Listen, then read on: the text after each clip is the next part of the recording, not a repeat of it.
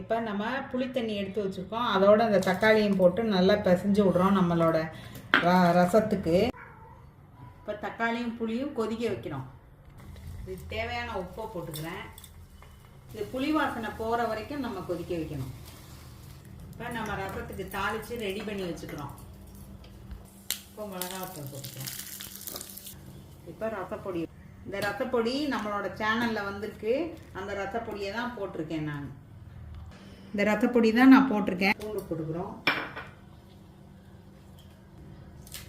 இதெல்லாம் போட்டதுக்கப்புறம் கொதிக்கக்கூடாது, உடனே ஆஃப் பண்ணிட வேண்டியதான். இப்போ நான் வந்து கருவேப்பிலையும் கொத்தமல்லி பூண்டு எல்லாம் போட்டுட்டு இப்போ இதை தாளித்து வச்சுருக்கேன். அதை அதில் ஊற்ற போகிறேன்.